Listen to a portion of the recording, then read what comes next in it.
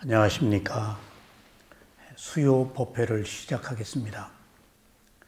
오늘 교재는 12연기와 위파사나 그리고 제9장 범부와 수다원의 차이, 지난 시간에 이어서 계속해서 말씀드리겠습니다.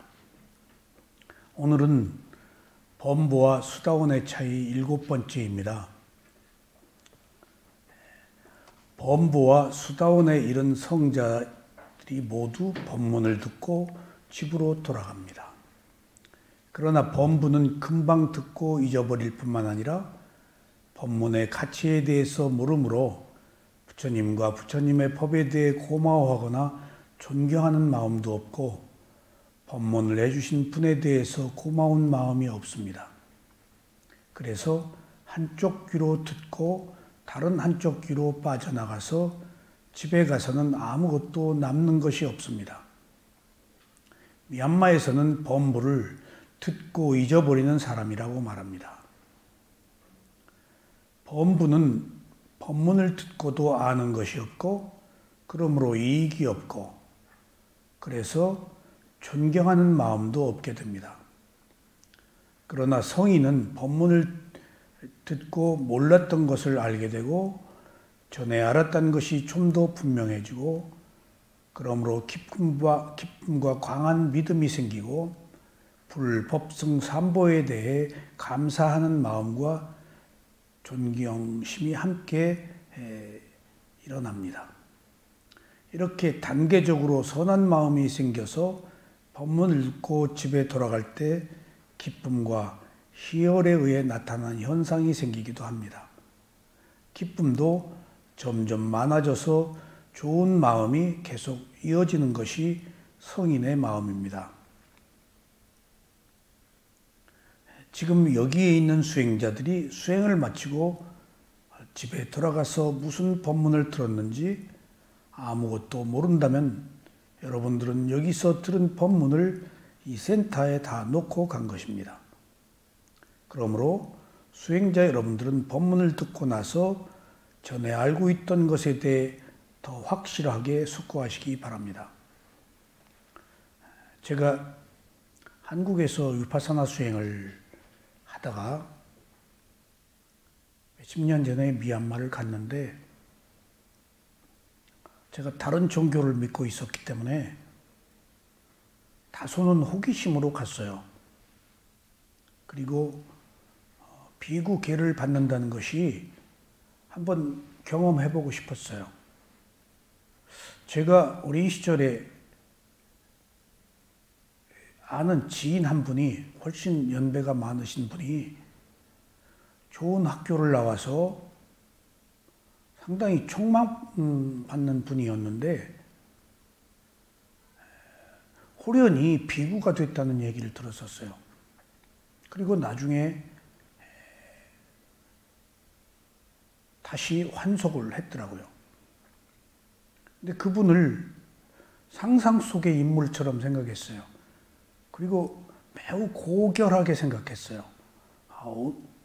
어떤 사람이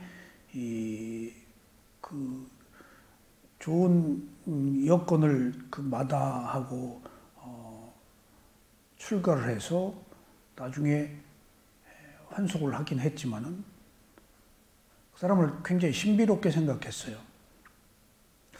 어린 시절에 각인되어 있던 그것 때문이었는지 저 수행을 처음에 한국에서 위파사나를 들여오신 분이 미얀마 가지 않겠느냐고. 근데 조건이 있었어요. 천주교를 해결하고 가라고. 근데 제 마음속에는 이미 그 종교의 그 본래는 큰 의미가 없었어요. 이미 제가 다른 종교를 믿고 있었지만은 제가 믿는 종교가 아닌 다른 다양한 종교를 다 연구하고 공부하고 했었어요. 심지어 서정범 교수하고 무속 공부를 5년간 다 했고 또 그 외에 기타 궁금한 다른 종교들을 꽤나 섭렵을 했어요.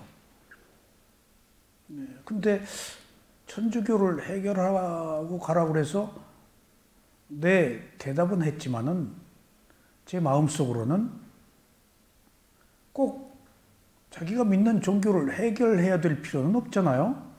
호기심으로 가서 한번 믿어보고 좋으면 취하면 되는 거 아니겠어요? 좋지 않더라도 그것이 주는 의미가 또 남다를 테니까 좋은 거 여러 가지 있으면 받아들여야 되지 않겠어요? 저는 그래서 두루 여러 가지 종교를 다 섭렵했어요. 심지어 사교로 몰리는 것까지도 한번 공부를 해봤어요. 그러니까 별의별 걸 다 했어요. 어떤 건 너무 아직까지도 한문만 가지고 외우고 무슨 말인지도 모르고 하고 있고 한국 전통 종교 중에서 그래서 그냥 위파사나가 너무 좋아서 그리고 아주 좋은 체험을 했었기 때문에 그리고 새로운 세계에 대한 경험을 해보고 싶어서 천주교 해결하라고 했지만은 해결 안 하고 갔어요. 그게 저한테는 큰 의미가 없었기 때문에. 그러니까 이제 우리 그 상좌불교 예불이 끝나고 나면 사두 선제 그런 말이거든요. 장하도다, 착하도다 뭐 그런 뜻이에요. 근데 저는 무의식적으로 아멘 했다가 어이구 이거 누가 들었나 안 들었나 그리고 얼른 아멘 하고 얼른 관세음보살 했다가 아이고 여기 또 관세음보살 아니지 하고 속으로 웃곤 그랬어요. 근데 수행을 하면서 인터뷰가 그렇게 중요했어요. 제가 수행을 하고 수행한 내용 그리고 일주일에 한 번씩 법문을 해요. 그러니까 수행을 하고 수행에 대한 인터뷰를 듣고 매우 합리적이고 쉬운 부처님의 가르침에 대한 법문을 듣고 그러니까 완벽하게 조화를 이룬 거예요. 잘 모르는데 법문을 들으니까 매우 합리적이고 세상에 부처님의 가르침이 그렇게 합리적이고 명쾌한지 처음 알았어요. 여기서는 너무 어렵고 한문으로 되어 있어서 뜻을 해석하기도 어려운데 거기서는 그렇지 않더라고요. 부처님이 그렇게 어렵게 설법하실 이유가 없죠. 제가 위파사나를 한국에 처음 들여오신 저희 스승도 미얀마를 최초로 가게 된 배경도 부처님의 가르침이 이렇게 어려울 리 없는데 라는 의문이 들었을 때요.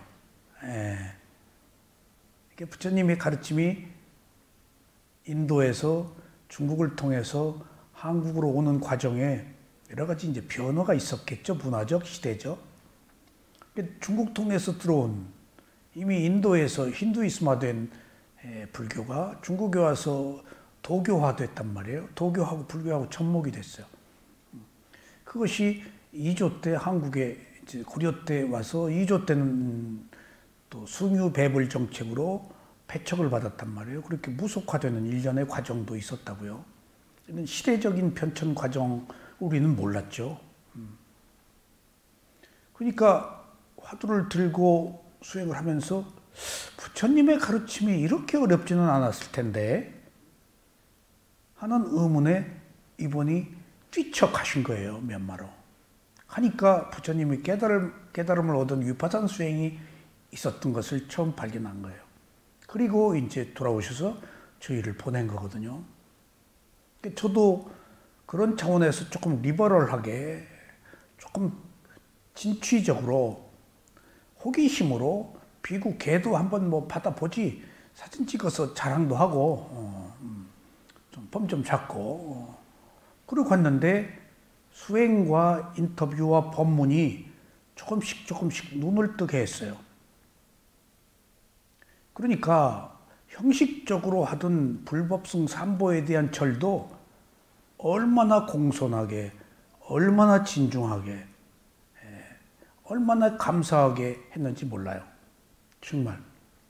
이제 내가 바뀌니까, 지혜가 조금씩 단계적으로 나가기 시작하니까.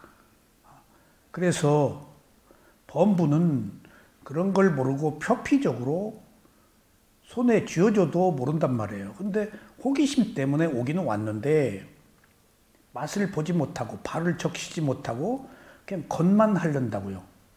그 이유는 뭘까요? 내가 지녀온 습관을 그대로 유지하면서 새로운 습관을 얻으려 하기 때문이에요. 그러니까 새로운 것을 얻으려면은 지녀온 습관의 일부 여백을 만들어 넣어야 돼요. 그러니까 습관을 가득 채워놓고 새로운 것을 받아들이려니까 들어올 자리가 없어요. 그러니까 빙빙 돌다가 말아요. 들어오고 싶어도 못 들어와요. 내가 바뀌지 않는데. 그러니까 바꾸려고 하는 의지는 있지, 내가 뭔가 비워놓고 여백을 만들어 놓아야 새로운 것이 오는데 내가 가지고 있던 습관, 고정관념, 사고방식은 그대로 두고 새로운 것이 오기를 바란다면 올 수 있겠어요? 들어설 자리가 없죠. 이게 수행에서 실패하는 이유예요. 그래서 바사나 수행에서 있는 그대로 보라고 하는 이유가, 있는 그대로 보면은 자기가 알고 있던 고정관념들, 지녀온 습관들, 그것들을 지금 잠재우는 거예요. 그러지 않고서는 안 돼요.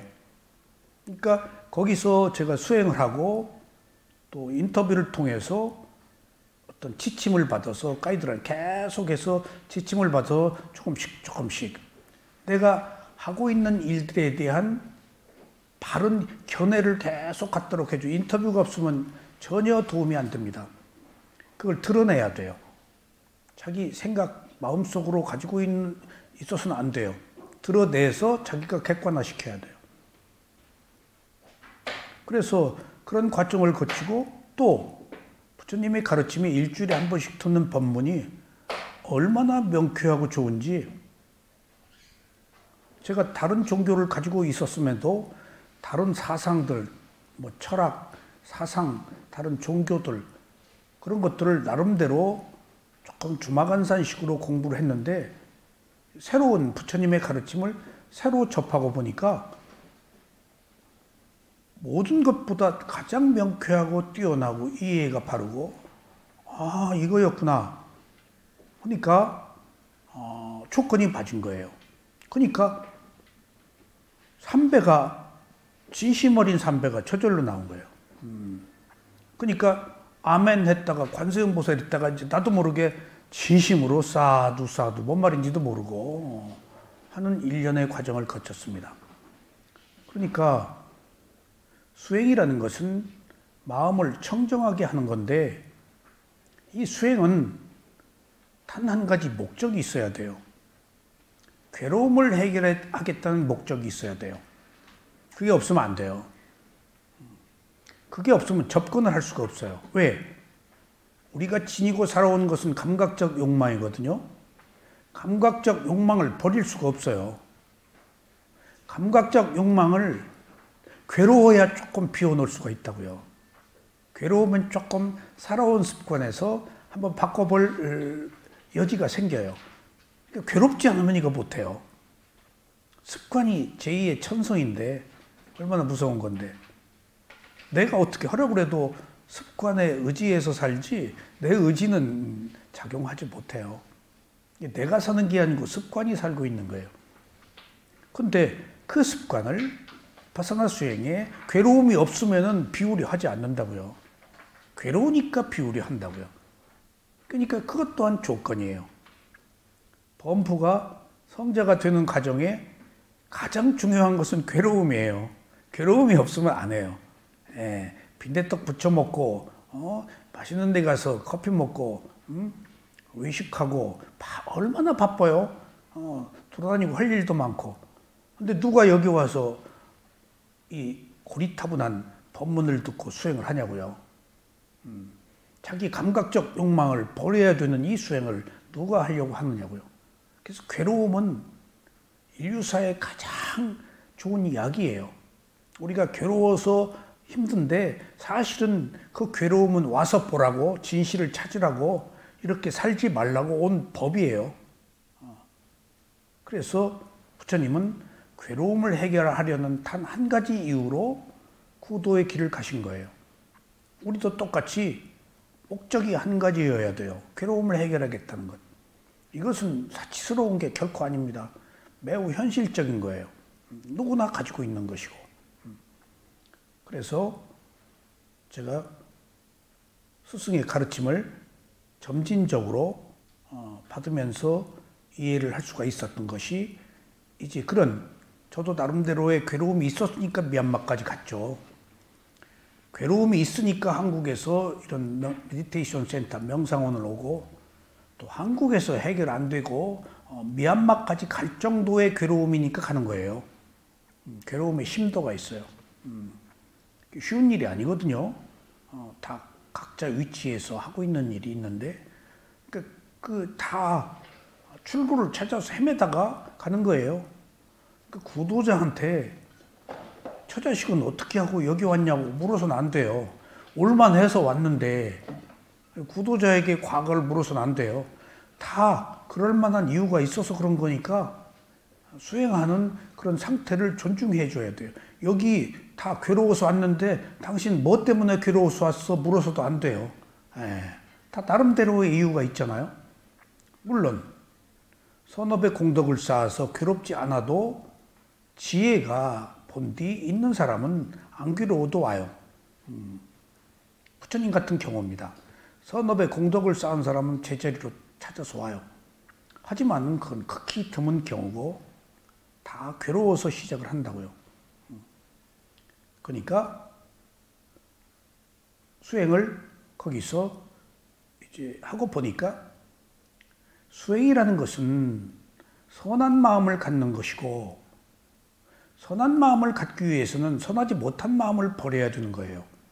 선하지 못한 마음이 탐욕, 성냄, 어리석음인데 선한 마음은 관용차의 지혜예요.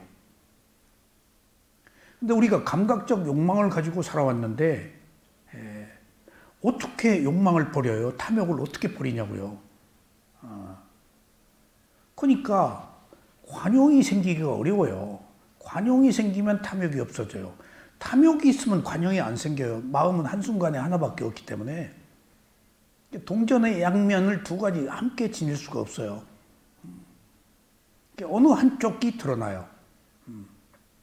몸이 아플 때 어느 부위가 아프면은 다른 작은 아픈 곳은 숨잖아요. 그런 것처럼 강한 게 우리한테 드러나요. 탐욕이 강하니까 관용은 늘 진다고요. 그래서 수행을 있는 그대로 보라는 이유가 탐욕을 없앨 수는 없으니까 잠시 유예해 놓고 있는 그대로 보면은 이제 관용이 들어설 자리가 생긴다고요. 들어설 자리, 그것이 지금 오늘 문제입니다. 여지, 있는 그대로 보라고 하는 이유가 새로운 것들이 들어올 자리를 만들려고 고정관념 없이 지금 한번 비워놓는 시작이 있는 그대로 보는 거예요. 그래서 탐욕, 성냄, 어리석음을 없애기 위해서 관용자의 지혜를 갖는데 어떻게 관용을 가져요? 어떻게 자애를 갖냐고요? 속이 뒤집어져 그냥 세상사가 못마땅하고 어떻게 그런 상태에서 지혜가 나요? 그러니까 관용자의 지혜는 선한 마음인데 상상 속의 언어예요. 어떻게 관용을 가져요? 이 경쟁 사회에서 내가 병신되는데 어떻게 화나는데 자애를 가져요? 그러니까 관용자의 지혜가 선한 마음이고 관용지혜의 자애를 갖는 순간 탐욕, 성냄, 어리석음이 들어서지 못하는 것을 알아도 어떻게 관용을 갖냐고요? 어떻게 자애를 갖냐고요? 그 공량불이거든요. 이론이에요. 그래서 선한 마음을 갖기 위해서 먼저 관용자의 지혜를 갖기 위한 구체적인 실천 방법이 베풀어라, 보시를 해라, 공덕을 쌓아라, 무한히 아낌없이 공덕을 쌓아라. 이게 시작이에요. 그리고 계율을 지켜라. 반드시. 우리는 물질적 이익에 눈이 어두워서 막 움켜쥐는데 물질적 이익이 많을수록 정신적으로는 피폐해지거든요. 그러니까 물질적 이익을 많이 추구하면은 본능을 추구하게 되는 거라서 계율을 어기게 돼요. 이익도 많이 추구하면 도둑질입니다. 적절한 이윤, 남을 속이고 자기 감각적 욕망 때문에 함부로 이성관계를 문란하게 한다든가 남의 걸 훔친다든가 하는 그런 모든 것들이 계율을 지키는 건데 지금 내가 탐욕이 있는 한 계율을 지킬 수가 없어요. 그러니까 베풀으면 계율을 지키는 마음이 생겨요. 베풀면 관대해지면은 그리고 베풀고 계율을 지킬 때 비로소 지혜가 나요. 그 지혜가 나기 위해서 베풀고 계율을 지키고 수행을 해야 돼요. 실천적 방법. 지금 범부와 성자의 차이는 범부는 수행을 안 해요. 성자는 수행을 해요. 그 수행이 바로 개정해예요. 계율을 지키고 고요함이 있고 고요함이 있으면 마음이 청정해져요. 청정한 곳에서 사물의 성품인 무상고무화를 난다고요. 이런 것들을 조건이라고 그래요. 그러니까 우리가 좋아지기 위해서는 여러 가지 조건이 필요한데 먼저 있는 그대로 알아차려서 자기가 지녀온 습성을 조금 눌러놔라. 그리고 다른 것이 들어올 여지를 만들어 놔라. 그래야 선하지 못한 마음의 상태에서 선한 마음이 들어올 여지가 생겨요. 그 여지를 만들기 위해서는 먼저 개정해, 계율을 지키고 그 다음에 집중을 하고 그 다음에 지혜가 있는 수행을 해라. 그러면은 이제 성자로 가는 과정이에요. 그러니까 이런 것들을 배우기 위해서 오신 거예요. 습관이 아닌 새로운 습관을 길들이려고. 그러니까 이런 코스를 거치지 않으면 불가능해요. 부처님을 삼맛삼부타라고 하는데 위 없는 깨달음을 얻은 자, 스스로 깨달음을 얻은 자, 모든 것을 아는 자, 여러 가지 그 뜻으로 다 설명이 됩니다. 근데 붓다는 석가모니 부처님 한 사람에게 붙여진 호칭이 아니고 역대 25분의 붓다에게 붓다 호칭이 붙여져 있어요. 그러니까 아는 자, 스스로 깨달음을 얻은 자, 위 없는 깨달음을 얻은 자 그런 뜻이 있어요. 여기서 중요한 것은 스스로 깨달음을 얻은 자 절대 혼자 못 깨달아요. 나 스승 없이 혼자 알았어. 그것은 매우 위험한 생각입니다. 불가능합니다. 붓다만 가능해요. 인류 역사에 25분밖에 없어요. 그러니까 너무나 오랫동안 헤아릴 수 없는 많은 세월 동안에 바람일 공덕을 닦은 결과로 스승 없이 스스로 얻은 사람이에요. 우리는 불가능해요.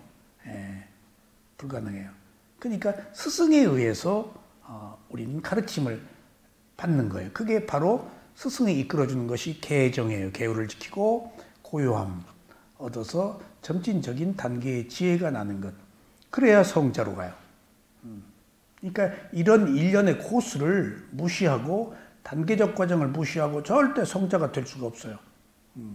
불가능해요. 역대의 모든 부처들이 똑같이 다 이런 코스를 거쳤어요. 그래서 그냥 쉽게 범부지만은 우리는 범부를 보통 사람들, 성자는 연회가 끝나는 사람이라고 그렇게 얘기하고 있습니다. 그래서 지금 7번째 범부와 성자의 차이를 한번 비교해 봤습니다. 그러니까 성자가 되기 위해서는 괴로움을 해결하려는 강력한 의지가 있어야 되고 그리고 반드시 스승을 만나야 되고 그리고 스승의 가르침을 그대로 실천하는 인터뷰를 받아야 돼요. 인터뷰 없이는 안 돼요. 여러분들 절대. 그러니까 습관으로 돌아가 버려요. 인터뷰라는 것이 내가 모르는 길에 대한 가이드라인이에요. 가이드라인. 내가 안 가본 길을 어떻게 혼자 가요? 내 습성대로 가잖아요. 가이드라인, 내비게이션이에요. 불가능해요. 우리는 경험하지 않은 미지의 세계는 동굴이거든요. 동굴 다 부딪히고 부르팍 깨지고 어먼 길, 동굴 안에 얼마나 많은 길들이 있어요. 찾아서 못 간다고요. 등불을 비춰서 이 길로 오라고 하는 그 길로 가야 돼요. 유일해요. 단 하나의 길이에요. 그게 사마타와 위파사나예요. 그 길이 아니면 괴로움을 누구도 해결하지 못해요. 부처가 그것을 체험하고 내가 경험했다. 이 길로 오라라고 선언하신 거예요. 그래서 여러분이 알아차려야 할 대상을 알 수 있는 만큼 알아차리도록 하십시오. 그리고 집에 돌아가서도 부처님과 부처님의 법과 성인이 들어선 불법승 3보죠. 수행자들에 대해 잊지 마십시오. 그리고 마지막으로 우리에게 법문을 해주신 분과 법문 자체에도 고마움을 가져야 합니다. 저는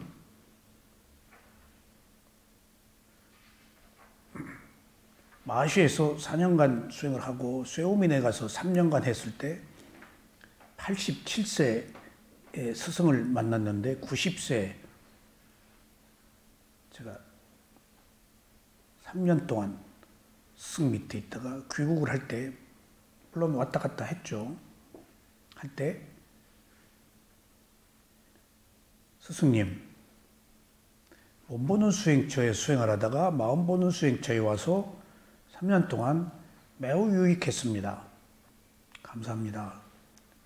마지막 귀국할 때 물론 또 갈 계획이 있었죠. 근데 그때 이제 스승이 계실 때 그게 마지막이었어요. 그리고 제가 질문을 했어요. 몸 보는 수행할 때는 집중력이 강력했는데 마음 보는 수행을 하니까 제가 공중에 좀 붕 뜹니다.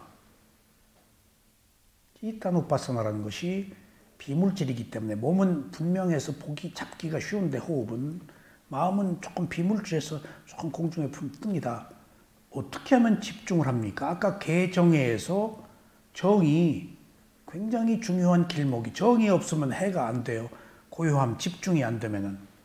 집중은 모든 수행자들의 1단계 과제예요. 얼마나 대상에 오래 머무느냐 하는 것이 집중이에요. 그래야 내 마음이 고요하거든요.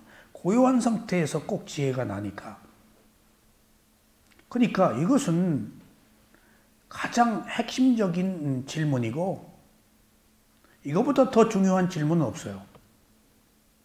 어떻게 하면 집중을 잘합니까? 스승은 특별한 비밀이 저는 늘 있는 것으로 생각했어요. 근데 스승에게 그런 비밀은 없어요. 늘 평상시에 모든 얘기 속에 다 알아차려라 해요. 알아차려라, 노력하라요. 근데 무슨 그 묘수가 있는 것으로 꼭 생각을 해요. 예. 정말입니다. 예. 꼭 스승한테 나 특별히 좀 배려해달라. 이제 못 올지도 모르니까 나 처자식 다 버리고 왔다. 뭐 좀 한수 그런 그 간절한 눈빛으로 호소를 한다고요. 난 모르게 뿅 뭐 하나. 그래서 꺼낸 거예요. 그러니까 마음 보는 수행을 해서 집중이 잘 된다니까 우리 스승이 늘 사람을 안 보고 이렇게 아래만 쳐다보고 있다가 헐끔 나를 보시더니 미소를 띄우시더라고요. 마음 보는 수행이 유익했다고 하니까. 그런데 그 마음 보는 수행을 하니까 이제 전에보다 집중이 좀 안 된다. 그 얘기를 했더니 딱 스승의 말씀이 너 뭐로 집중을 하려고 하느냐예요. 나는 너무 쇼킹한 얘기를 들었어요. 묘수가 나올 줄 알았어요. 그리고 또 제가 나름대로 수행을 열심히 했기 때문에 어여삐 여기시고 왜냐하면 평상시에 우리 스승께서 미얀마 사람들에게 한국에서 마음 보는 수행을 다 가져간다. 너희들 열심히 해라. 그런 얘기를 하셨거든요. 그래서 제가 굉장히 그 훈장을 다룬 사람처럼 우쭐했어요. 내가 이 마음 보는 수행 딱 가지고 한국에 처음 가지고 가는구나. 그러니까 미얀마 사람들한테 경책을 주시는 거예요. 그게 내 얘기인지 몰랐어요. 물론 내가 아닌 다른 한국 사람도 함께 수행을 했지만은. 그러니까 기분이 좋았죠. 그래서 그런 평상시에 법문도 있었고, 그래서 아주 중요한 메시지를 주실 줄 알았는데, 태뜸, 너 뭐로 집중을 하려고 하느냐? 딱 그거예요. 제가 대충 나무 방망이로 머리를 뭐가 막 정광석같이 불이 팍 들어오더라고요. 얼마나 그 말씀이 유익했는지 몰라요. 그러니까 탁 깨준 거예요. 일종의. 수행이 안 되면 안 되는 것을 알아차려야지, 집중이 안 되면 안 되는 것을 알아차려야지, 현재 나타난 것이 알아차릴 대상이에요. 근데 자꾸 새로운 것을 찾는다고요.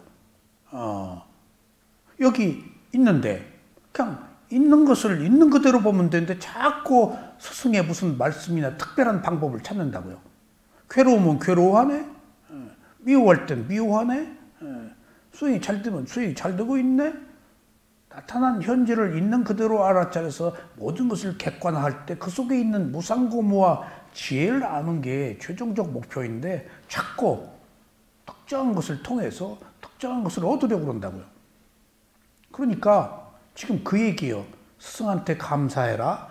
지금 우리 이 12연기의 스승인 꼬살라 사야도가 하신 이 말씀에 대한 제가 해석입니다. 그러니까 제가 화들짝 아는 거예요. 놀라고. 아하, 집중이 안 되는 것을 알지 무슨 묘수를 찾냐, 이게 이런 의미가 있잖아요. 너 뭐로 집중하려고 하느냐? 누구에게나 모든 사람에게 똑같이 필요한 그 집중을, 그러니까 그것이 너 뭐로 집중하려고 하느냐 하는 이야기를 어떤 사람은 그대로 못 받아들이면은 섭섭하게 여길 것이고, 난 거기서 오히려 더 큰 지혜를 얻었다고요.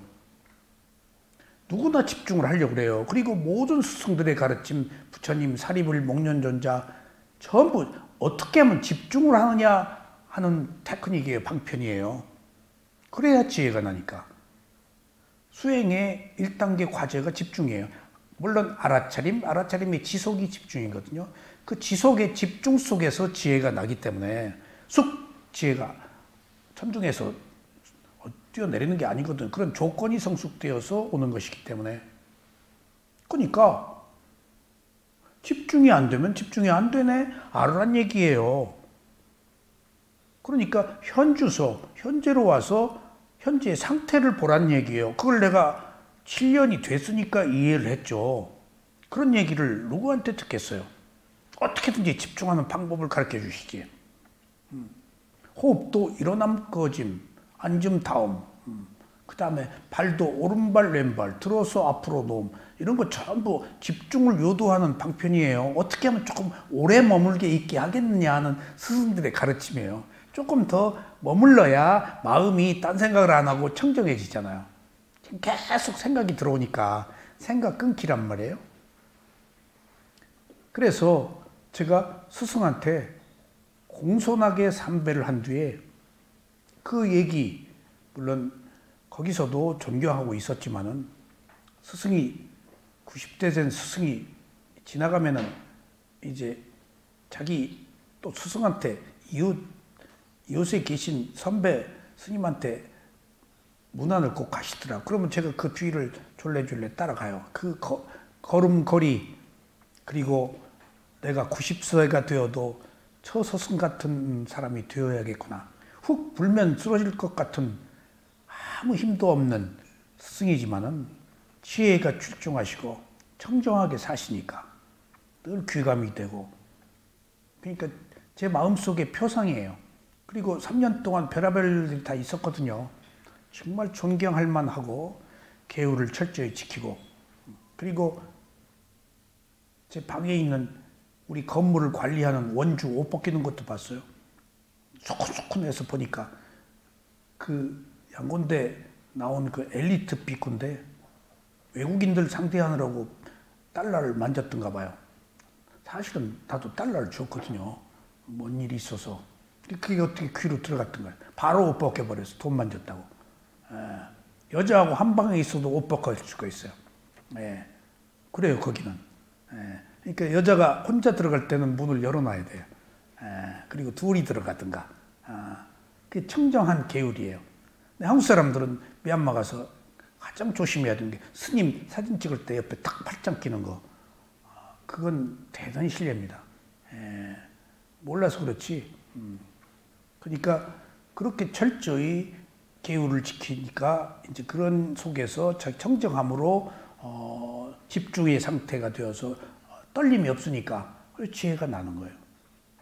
그리고 나서 제가 비행기를 타고 오면서도 스승이 계신 곳을 향해서 합장을 하고 삼배를. 너 뭐로 집중하려고 했느냐 한마디에 한국에 와서도 스승이 계신 곳에 삼배를 하고. 그러니까 그게 아무것도 아닌 것 같아도 저한테는 촌철살인이었어요. 너 뭐로 집중을 하려고 하느냐. 이걸 받아들이기가 어려워요. 너무 저한테는 아주 좋은 보석보다 더 빛나는 그런 가르침이셨어요. 너 뭐로 집중? 그러니까 수행 잘하려고 하지 말라요. 현재 나타난 상태를 알아차리라.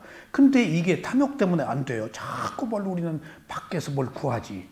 자기 안 되는 자기 몸과 마음을 알아차리면 되는데. 그러니까 아직 우리는 범부에 발을 적시고 있기 때문이에요. 아직 완전한 성자가 되지 않았기 때문에 지금 끊임없이 뭔가에 의존해서 얻으려고 그러고 자기가 스스로 해결하지 않으면 안 돼요. 그래서 이것은 공덕이 없는 자가 안 된 것은 이건 누가 주는 게 아니고 철저히 자기 실천과 자기 걸음 한 걸음으로 나아가서 자기 것이 되는 거예요. 누가 주는 것은 자기 거 아니에요. 그리고 변하기 쉽고 그리고 지적 사유고 근데 이것은 지혜잖아요. 체험에서 계속 경험하는 그냥 마디게 자기 것을 만들어가는 일련의 과정들이거든요. 그래서 범부와 성자의 차이라는 것이 이런 개정해라는 팔정도의 수행을 거치지 않으면 안 된다는 사실. 그리고 그것은 항상 그 답은 자기 몸과 마음에 있다는 사실. 다른 데 있지 않습니다. 몸과 마음에 있습니다.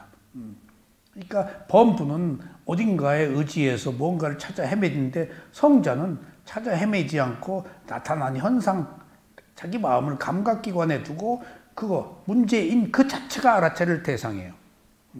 그 자체가 알아차릴 대상이에요. 내가 괴로워 죽겠어. 괴로워 죽겠네? 라고 하고 있네? 미워 죽겠어. 내가 지금 미워 죽겠다고 하고 있네? 그것이 대상이에요. 바로 현재로 돌아와서. 항상 시제가 현재 와 있어야 돼요. 그리고 자기 몸과 마음에 있어야 돼요. 밖으로 나가면 안 돼요. 답이 없어요. 밖에 나가서는. 누가 나를 해결해 줘요? 가족이? 자식이? 남편이? 아내가? 어떻게 해결해 줘요? 자기도 해결 못 하는데. 그러니까 자기가 밖에 해결할 수가 없어요. 내 문제는. 이게 깨달음이에요. 이게 구도예요. 누구도 줄 수가 없어요. 남의 업을 개입할 수가 없기 때문에. 누가 누구의 업을 개입해요? 부처는 단 한 사람도 깨달음을 주지 못한 사람이에요. 왜냐하면 어떻게 깨달음을 줘요? 각자의 문제지. 단지 깨달음에 이르는 길, 가르침을 폈어요. 이게 구도의 길이에요. 이게 정말 여러분들 이거 명심하셔야 돼요. 범부와 성자의 차이에 대해서. 그래서 지금까지 범부와 수다원이 이런 성인이 다른 점 7가지를 말씀드렸습니다. 수행자 여러분들은 자신을 한번 판단해 보십시오. 지금 범부인가 수다원이 이런 성자인가 아니면 범부보다 수다원의 성인에 점점 가까워졌는가 판단해 보십시오. 이걸 어떻게 판단하냐? 내가 화를 냈는가 안 냈는가 보시면 돼요. 성자에 가까워지는 길의 첫 번째는 화가 조금 줄어들어요. 위파사나 수행의 시작은 나 몰라요. 이건 지혜 수행이라서 사마타 수행과 달라요. 수행을 하고도 한 것 같지가 않아요. 그 넘쳐오는 생각을 주체할 수가 없기 때문에 꽉 누르지 않기 때문에 객관화해서 보기 때문에 사마타는 눌러줘. 그래서 한 것 같아요. 열심히 운동하고 연불 외고 절을 하고 뭘 열심히 하는 건 사마타예요. 그럼 억누르는 거예요. 생각을. 근데 위파사나 수행은 억누르지 않고 놓고 봐요. 그러니까 혼란해. 한 것 같지가 않아.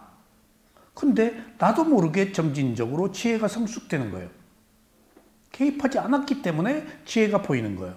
개입하지 않았기 때문에 혼란한 상태를 유지해요. 거기서 조금씩 조금씩 여명이 더우듯이 지혜의 동이 트기 시작합니다. 제일 먼저 화가 안 나는 거예요. 조금 감성에서 이성으로 넘어온 거예요. 우리는 지극히 감성으로 살아왔거든요. 그 감성이 뭘까? 기분으로 살아온 거예요. 느낌으로 살아온 거예요. 느낌의 노예예요, 우리는. 예. 내가 좋아하는 모든 느낌을 가지고 살았단 말이에요. 감성으로 살았죠. 좋아하는 것도 싫어하는 것도 감성이 지배했다고요.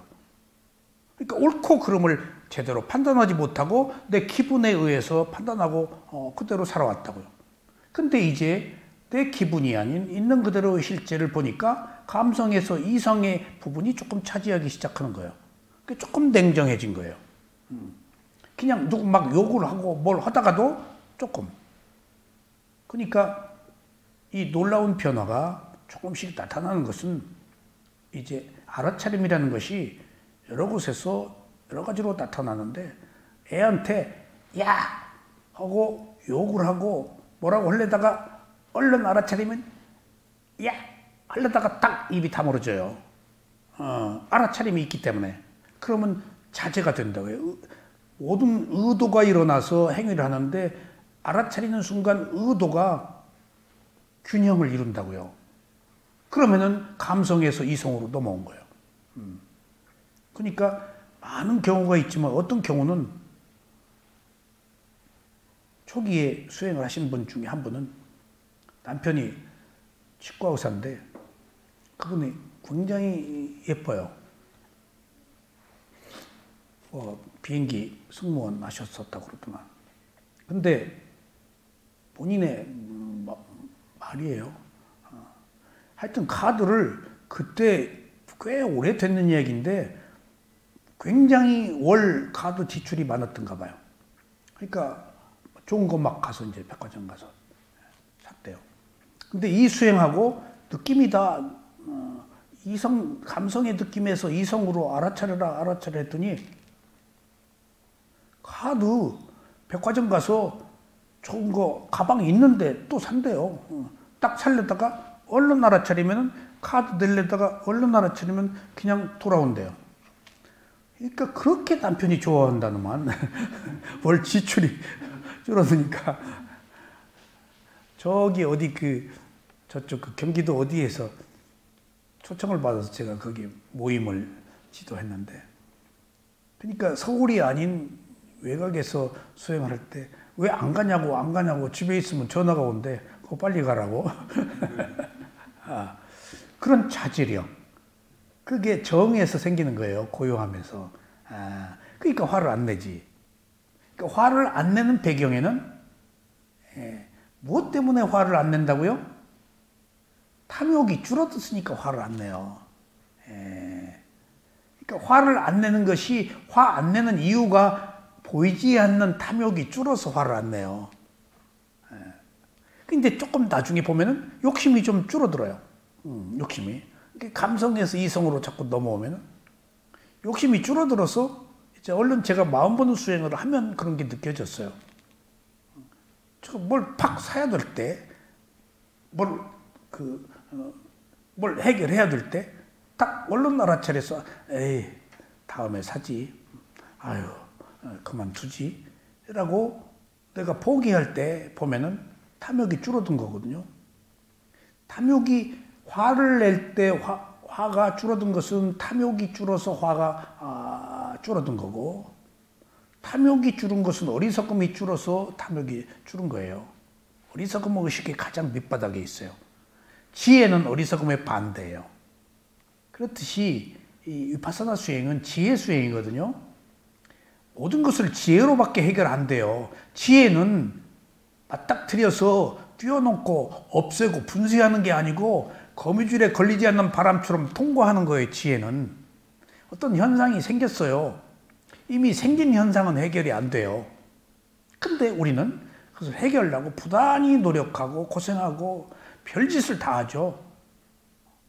해결 안 돼요. 이미 생긴 걸 어떻게 해결해요? 손에 봤고 이미 님의 마음은 떠났고 사라져 버렸어요. 이미 생겨 버렸어요. 만들어져 버렸어요. 그릇이 깨져 버렸어요. 물이 엎질러져 버렸어요. 어떻게 주워 담아요? 돌이킬 수 없는 것을 우리는 돌이키려 한다고요. 탐욕이 있으면은 그것을 못 받아들이잖아요. 근데 지혜는 물이 엎질러졌네? 하고 통과해 버린다고요. 지혜는 통과하는 거예요. 근데 그게 쉬워요, 통과가. 내가 집착을 버렸기 때문에 통과하는 거예요. 사물의 이치를 알았으니까 통과하는 거예요. 그래서 무상고무화가 최종적 마지막 과정이에요. 편한다, 괴로움이다, 그리고 이것을 나라고 할 만한 것이 없다라고 알아야 내가 포기하죠. 집착을 하지 않죠. 어떻게 집착을 안 하냐고요. 어떻게 미운 놈한테 용서를 하냐고요. 이거 가식 아니에요? 네. 어떻게 미운 사람한테, 물론 떡을 주면은 미운 사람한테 떡 주면은 조금 덜 미워지더라고요. 내가 베풀었으니까. 떡도 관용을 베푸는 거 아니에요. 아주 좋은 겁니다. 미운 사람한테 뭐 베푸는 거. 그러니까 내가 스스로 해결하는 거거든요. 그런 것처럼 이것들은 우연히 오지 않고 일정한 단계적 과정에 의해서 점진적으로 성숙되는 것이다 라고 이해를 하셔야 됩니다. 여기서 범부는 발리어로 뿌뚜잔나라고 하는데 보통 사람, 평범한 사람, 평균적인 사람을 말하고요. 또한 고진멸도 사성제를 모르는 사람, 괴로움이 있다, 괴로움의 원인은 집착이다, 괴로움은 소멸된다, 괴로움의 소멸에 이르는 길이 중도, 팔정도, 위파사나다. 여러분들 이 중도가 불교에서 말한 중도와 또 다양하게 써요. 중국에서 말하는 그 유식, 뭐 중관 그런 것도 유사한데, 일본에서는 내가 어디서 또 읽었어요. 일본에서 중도가 있더라고요. 일본 중도가 뭔지 알아요? 동성애자예요. 예. 깜짝 놀랐어요. 예. 그러니까 일본은 우리 지금 그 이야기가 조금 빗나갔지만은 그 위안부 문제로 역사적으로 지금 문제인데, 일본은 사무라이가 지배하던 시대라서 강압적으로 탄압하고 그냥 사무라이가 죽이면 끝이에요. 사무라이가 죽이면 죄도 안 돼요. 그러니까 절대 복종, 그렇게 엄격한 통제 사회에서 자유가 억압돼 있었는데 유일한 출구가 성 문제예요. 성을 개방했어요. 그걸로 항명하지 말아라. 그러니까 그런 의미에서 집단적 성 문제는 어떤 군인들 국가적으로 해결해주는 일종의 그 어떤 그 의식들이 있다 그래요. 그러니까 그것에 관한 한 저 사람들은 죄의식을 안 느껴요. 하여튼 조금 그 자유로운가 봐요. 그런 면에 있어서. 그러니까 그들 의식 속에서 저렇게 반도덕적이고 인륜에 어긋난 행위, 그 참혹한 우리 조선의 예절, 동방예의지국의 그 정신과 배치되는 것에 대해서도 일점 부끄러움을 갖지 않는 이유는 그들이 가지고 있는 성의식이에요.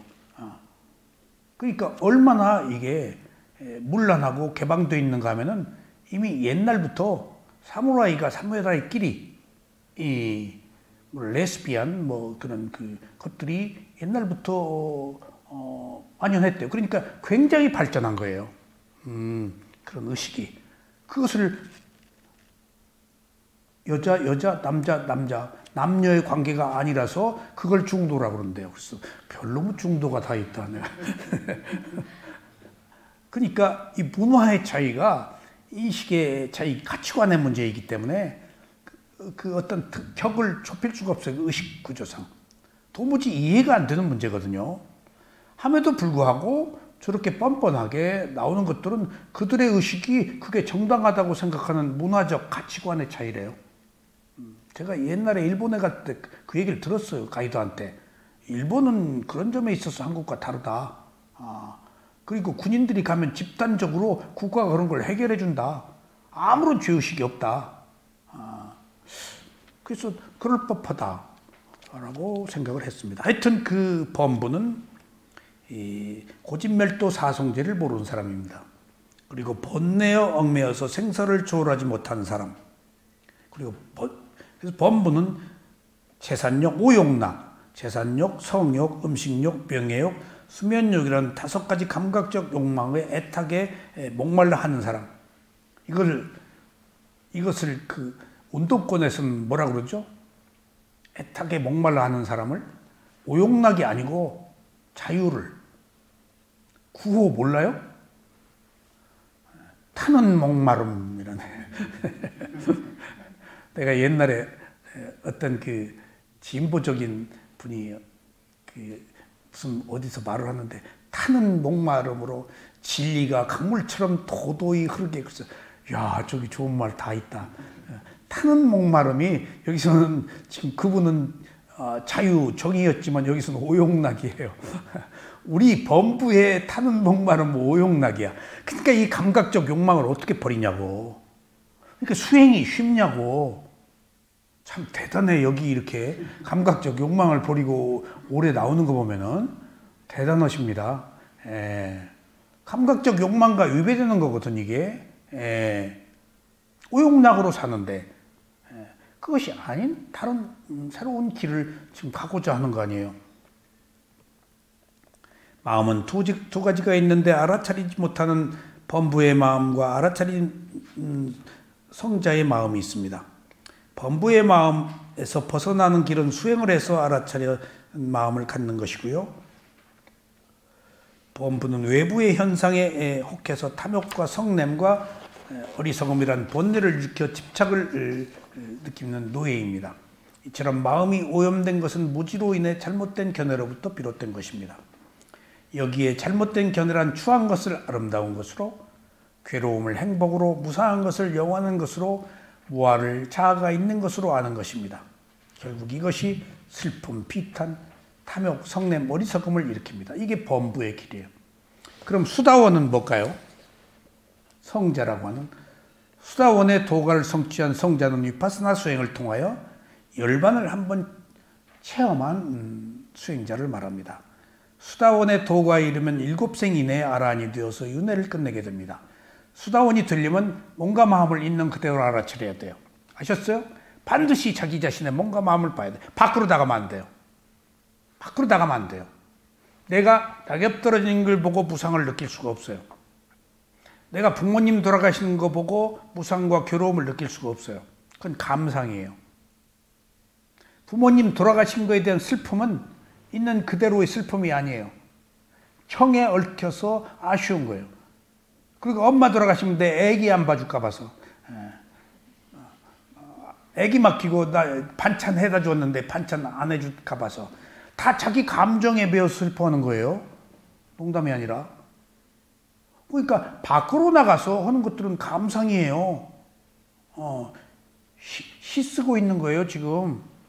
근데 자기 자신의 몸과 마음으로 올 때 감상이 아닌 이성이 생겨요. 낙엽 떨어지는 것은 감상이에요. 자기 자신의 몸과 마음의 호흡을 통해서, 느낌을 통해서 무상을 보는 것이 리얼리티, 진실이에요. 나가면은 안 되고 자기 몸과 마음으로 왔을 때만이 진실을 발견한다는 가장 결정적 메시지는 뭘까요? 나가면 내가 보잖아요. 내가 있으면은 무상고무아를 못 봐요. 내가 있잖아요. 지금 우리는 밖에 나가서 모든 자식, 남편, 사회, 대통령, 국회의원, 무슨 미국 대통령까지 뭐 목사, 신부 다 나가서 뭔가에 의지해서 뭔가를 도모하고 있잖아요. 누가 뭘 주냐고요? 거기에는 무아가 없어요. 내가 있잖아. 내가 본다. 근데 자기 자신의 몸과 마음을 볼 때는 지금 내가 내 몸을 볼 때 지금 내가 있는 것으로 안 봐요. 그냥 보지. 그냥 보지. 내 발, 내 호흡, 그러고 보나요? 내가 나를 볼 때는 비교적 나 없이 볼 가능성이 더 많아요. 여지가. 물론 나도 알아차림이 없을 때는 내가 있는 것으로 보죠. 아이고, 내 얼굴, 내 눈꺼풀, 아이고, 내 기미 라고 보면은 되지만, 알아차림이 있으면 하나의 현상일 뿐이지. 호흡 보는데 내 호흡, 오른발 왼발 보는데 아이고 내 발. 적어도 그 순간 내가 떨어지잖아요. 내가 떨어져야 진실이 봐요. 그러니까 위파사나 수행의 최종적 지혜는 자기 몸과 마음을 보지 않으면 안 되고, 몸과 마음에 느낌이 있다고요. 느낌은 대상과 하나가 될 수가 없어요. 편하니까. 그래서 거기서 대상을 객관화해서 놓고 보는 찰나산매가 생긴 거예요. 붙을 수가 없어요. 느낌은 편하니까. 못 붙으니까 띄워놓고 보니까 몸과 마음에 있는 느낌은 무상하다. 그리고 그건 괴로움이다. 내 마음대로 안 된다는 무아를 발견한 거예요. 부처가. 그래서 부처가 자기 자신의 몸과 마음을 최초로 인류사에 처음으로 보기 시작해서 거기서 분리해서 놓고 보는 위빠사다가 발견되고, 거기서 무상고 무아가 생겨서 무아이기 때문에 나의 것이라고 할 만한 것이 없기 때문에 집착이 끊어진 것이 깨달음이에요. 집착이 끊어졌으니까 다시 태어날 원인이 사라졌죠. 집착 때문에 태어나거든요. 또 뭔가 도모해야 돼요. 다음에 이제 대통령 영부인으로 태어나고 싶어요? 미스 코리아로? 그럼 재벌의 부인으로? 그럼 뭐요 도대체? 평범한 가정주부로? 제가 죽을 때 인간으로 태어난 공덕이 5개를 지켜서 청정한 마음일 때 인간으로 태어난다고 그래요. 근데 그때 인간으로 태어나는 마음에 집착이 있으면 여자, 집착이 없으면 남자. 그게 이제 주석서에 이렇게 나와 있어요. 근데 우리 스승한테, 담마키티 스님한테 또 주석서에 있는 말 같아요. 담마키티 스님은 스리랑카 스님인데 주석서를 계속 가지고 공부하니까, 경전에 있는 내가 들은 이야기는 인간으로 태어날 때 남녀의 구별은 욕망이 있으면 뭐로 태어나? 욕망이 있어서 여자로 태어나서 새끼 낳고 새끼 젖 먹이고 다 키우죠. 사내는 욕망이 없으니까 키우겠어. 그냥 놔놓고 떠나면 끝이지. 그 욕망 때문에 구조적으로 멍해. 그러니까 여자가 갖는 구조적 특성이에요. 내가 선택한 거예요. 그게. 그렇게 돼 있는데 우리 담마키티 스님은 여자와 남자가 구별한 것이 성향이래요. 그런 여자로 태어나는 에너지가 계속 여자를 좋아하는 성향이 있대요. 계속 거기에 젖어 있는 거예요. 젖어 있는 거예요. 그러니까 여성적인 것, 남자는 또 그 수컷의 본성, 남성적인 것, 그것을 그렇게 좋아하고 그것을 지속시키려는 성향이 있대. 성향이 결정하는 거예요. 예.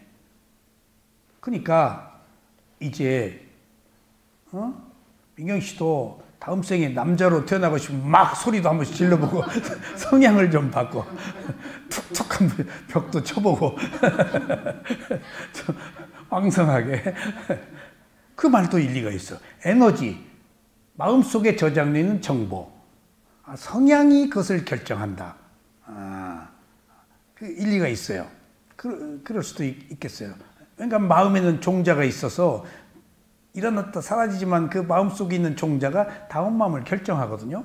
그러니까 조금 더 여자가 가지고 있는 욕망, 그 집착을 죽을 때도 못 버리지. 그러면 또 여자지. 그래서 경전에 보면은 여자로 태어난 경우, 계속 여자로 태어난 경우 굉장히 많아. 보면은 세 번 왕비로 좋은 일 하면은 삼시세파는 돼. 왕비로 태어났는데 당신이 세 번째 왕비다. 그 얘기면 나는 약발, 좋은 일 하면 세 번은 약발 받는 그런 경우가 많아요. 부처님이 그 법문하실 때. 지옥에 태어나면 계속 또 지옥에 또 태어나고, 그 성향 때문에 못 버리는 것 같아요. 그러니까 그것을 바꿀 수 있는 유일한 길은 있는 그대로 알아차린 위파사나 수행을 해야만이 성향이 바뀌어요. 그냥 오랜 성향을, 축적된 성향은 못 바꾸거든요. 불가능해요. 바뀔 수 없는 성향을 바꾸려는 게 비극이자 괴로움이에요. 근데 유일하게 바꿀 수 있는 가능성은 놓고 보는 거예요. 있는 그대로 보는 거예요. 그것만이 개선의 여지가 있어요. 그 외에는 다른 방법은 안 돼요. 에너지 때문에, 가속도 때문에. 그게 잠재의식 때문에, 마음에 있는 종자 때문에 충불나게 변신을 못해요. 그냥 거기서 그거야. 그 삶이야. 거기서 그 삶이야. 다음 생도, 다음 생도. 개과천선을 하기가 그렇게 어려워요. 그런 것처럼 이 수행을 하면은 이제 있는 그대로 놓고 보기 때문에 옳다 그르다를 떠나서 옳은 것도 취하지 않으니까, 하물며 그런 것도 취하지 않고 옳은 것도 취하지 않는다는 것은 이미 일단 옳다라고 덥석 무는 게 아니고 판단을 유예하고 지혜로 봐서 옳은 것이라고 할 때 취하니까 무조건. 지금 내가 옳다고 그래서 선택하는 것은 내 기준, 내 수준으로, 내 고정관념으로 옳다고 판단한 거예요. 그러면 내 기준에 옳다는 것은 남의 기준으로 볼 때 틀린 것일 수도 있지. 내가 옳다는 판단은 다분히 주관적인 거예요. 객관성이 없어요. 근데 나는 옳다고 하고 있잖아요. 그러니까 비파사나 수행에서 있는 그대로 보는 것이 아니고선 새로운 여지, 새로운 패러다임, 새로운 습관을 만들기가 어렵습니다. 불가능해요. 비파사나가 단 하나의 유일한 길이라고 말하는 것은 상자불교의 독단적 교리를 공표하는 뜻에서 말하는 게 아니에요. 사실 내가 바뀌려면은 내가 가지고 있는 내 몸과 마음, 내가 접촉하는 모든 것을 있는 그대로 보는 길밖에 없어요. 판단을 유예하고 봐야 돼요. 일단 내가 판단을 내리면 개선하기가 어려워요. 근데 나는 판단 내리잖아요. 좋다 싫다. 정말입니다. 다 자기 이해에 얽혀서. 그니 뭐가 좋아요? 그게 옳은 게 아니에요. 그런 성향이 지속되는 거예요. 자, 그래서 수다원과 범부의 차이를 살펴봤는데 이제 7가지를 조금 한번 요약해 보겠습니다.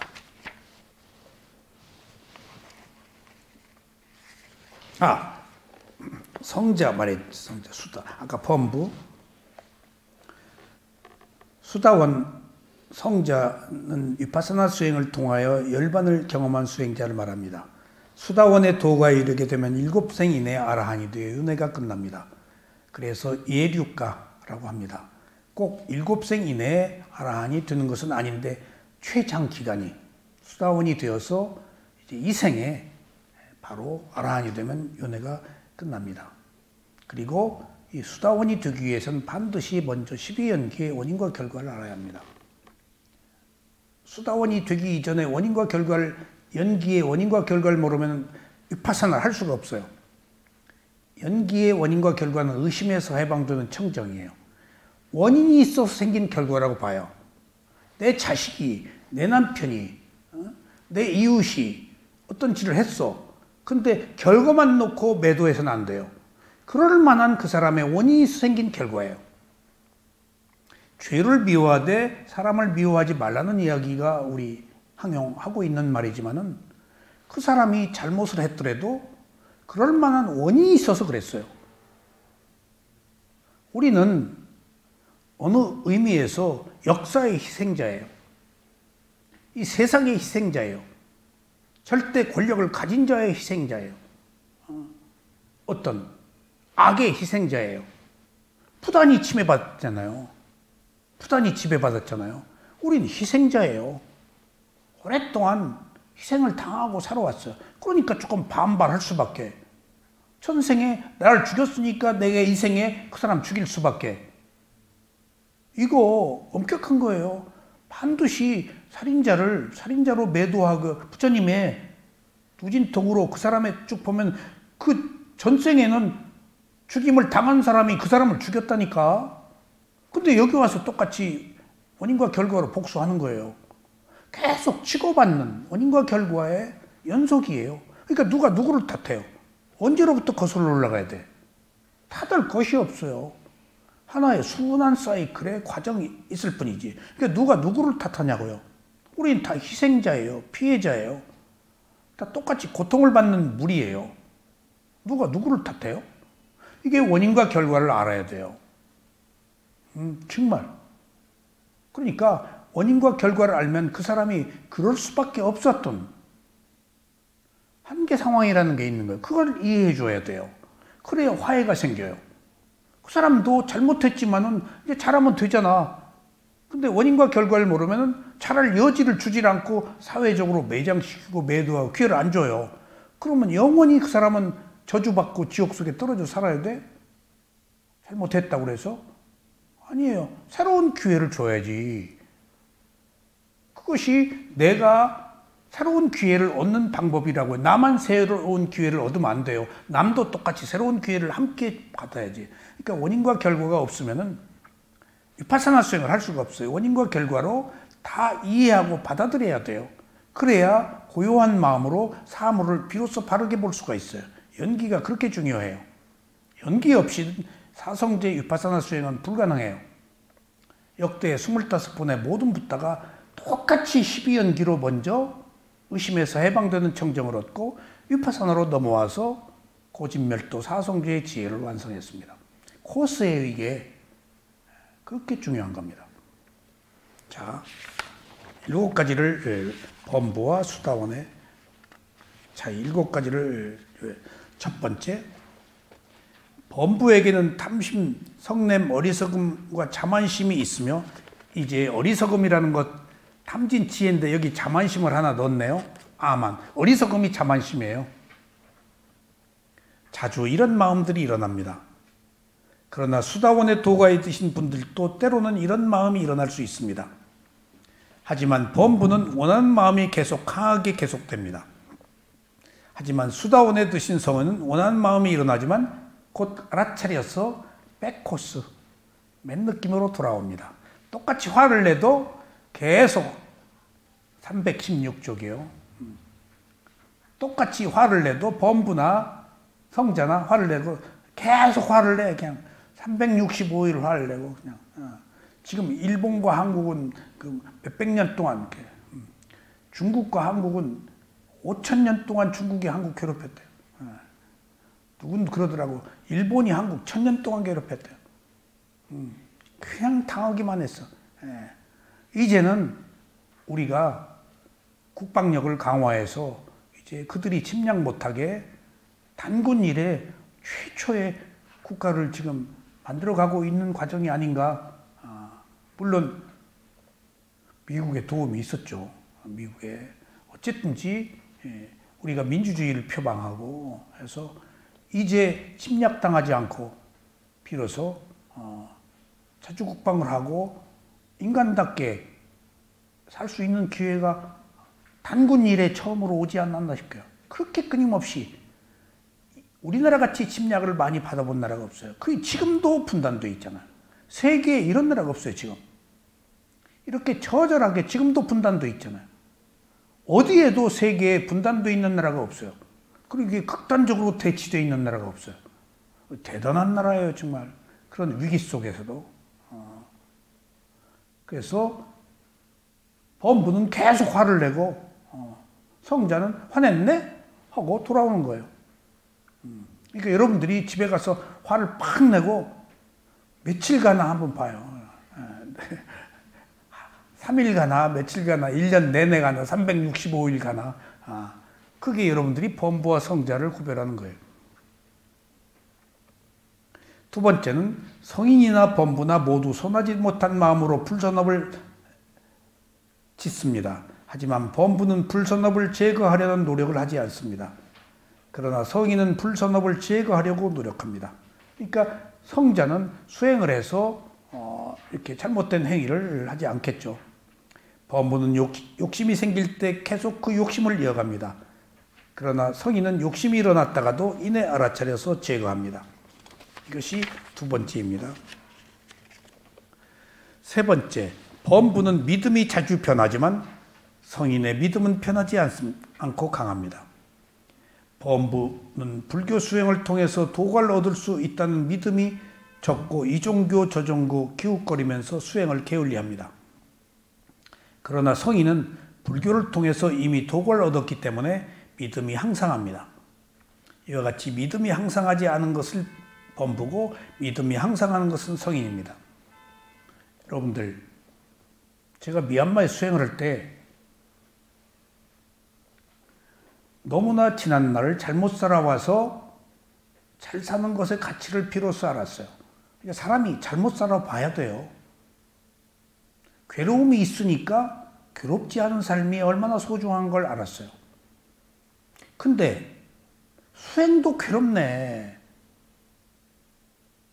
가만히 좌선을 하다가 내가 생각하니까 내가 아라한이 될 싹수가 조금도 없어. 맨 망상, 앉으면 졸고 집 생각만 나고. 그래서 에이, 집에 가자. 그러니까 10분도 못 앉아 있겠는 거예요. 집에 가자, 내일. 근데 또 고민이 있네. 안거 때 비구고 계를 받고 하면 물건들을 많이 줘요. 가사, 바로 뭐 그거 다 놓고 가야 된다네. 아, 그거 좀 가지고 이걸 놓고 꽃도 다 들고 서원을 세웠는데, 야, 그거 좀 이 바로 가지고 가서 폼도 좀 잡고 자랑도 해야 되는데 이거 가사도 한번 쫙 입어보고. 그래서 에이 모르겠다 하고 밖에 나와서 이제 살짝 내가 중동치기 하는 뒤에 저 후미진 구석에 가서 그 아무도 안 와요. 그래가지고 까마귀 새들이 울고 바람에 야자 수입이 흔들거리고 아 좋다. 아이고 집에 가야지 하다가 가만히 있자. 집에 가면 또 괴로움이 있네. 그 괴로움 때문에 여기 왔는데 가만히 있자. 내가 여기서 살자니 고생이요 죽자니 청춘이라고 여기서 아라한이 안 된다는 보장도 없잖아. 이 길로 가면은 언젠가 이룰 수 있지 않을까? 거기서 심각한 코너를 했어요. 어느 길을 선택할 것이냐. 내가 세속의 길로 갈 것이냐 출세가는 길로 갈 것이냐. 이게 의도예요. 선택. 나는 거기서 출세가는 길을 결정했어요. 여러 가지 그 조건들이 성숙되었기 때문에 이 길로 가자. 내가 다른 모든 것들을 했었기 때문에 다른 데서 최고라고 치는 것을 바사나 수행을 하니까 번뇌라는 거예요. 그건 천박한 번뇌. 내가 빛 보는 수행을 했는데 빛이 천박한 번뇌라는 거예요. 지혜도 알아차리라는 거예요. 내가 수행 좋은 얘기하면 스승이 알아차려 그러고 넘어가요. 근데 안 되는 이야기는 스승이 크게 가르쳐 주려고 그러고 내가 잘난 체해서 좋은 얘기하면 알아차려 그러고 인정을 안 해주고 이게 뭔가 다르네 이것은. 잘난 체를 인정하지 않네. 다 제잘난 맛으로 수행도 하는 거거든요. 뭔가 패러다임이 다르네. 딴 데서 좋다는 것이 여기서는 번뇌네. 거기서 결정적으로 제가 의식의 발상을 전환했어요. 아, 다 다른 것에서는 뭘 바라고 목표를 설정하고 근데 그거 바라면 안 된다네. 흙탕물 없애려고 흙탕물 끼얹는 거라네. 그런 얘기를 처음 들어봤어요. 이것은 아무것도 바라지 말아야 된다네. 세상에 이런 패러다임이 어딨어. 그러니까 우리는 바라고 살아서 그것밖에 몰랐지만은 내가 조금씩 체험하는 게 바라지 않으니까 마음이 편해요. 계율을 지키니까 내가 편하네요. 비쿠 생활을 하니까 그렇게 마음이 편안할 수가 없어요. 다 존경하고 그리고 가사를 입으니까 내가 스스로 그 안에 묻혀서 내가 어떤 감각적 욕망을 방어하는 거예요. 내가 스스로 청정하기 위해서. 가사가 주는 의미가 그렇게 커요. 사람들이 앉아서 막 땅바닥에 삼배도 하고 나가면은 기분 좋잖아. 땅바닥에 앉아서 그냥 삼배. 그러니까 그게 불법성 삼보한테 하는 건 줄 알았는데 처음에는 나한테 하는 것 같아서 우쭐하죠. 그런 생활 속에서 이거 봐라. 내가 아라한이 안 된다는 보장도 없잖아. 이 길로 떠나면 올 거 아니야. 그리고 이 길에는 뭔가 청정함에 의해서 괴로움이 조금씩 소멸되는 것을 내가 본다고. 소멸되는 것을. 스승이 또 가이드라인을 제시해주고 계속 인터뷰를 통해서. 그러니까 이 길로 가자라고 결정을 했어요. 그때 제가 50살이에요. 처자식 다 한참 키울 때 그때 사업이며 뭐며 제가 하는 일들을 서서히 다 해결하고 그리고 또 딴짓할까 봐서 명상원을 만들었어요. 딴짓 분명히 내가 하거든. 또 어디 가서 호기심으로 내가 나를 아니까. 그러니까 딴짓 못하게 촉수를 채워놨어요. 그런 겁니다. 이게 선택의 문제예요. 그래서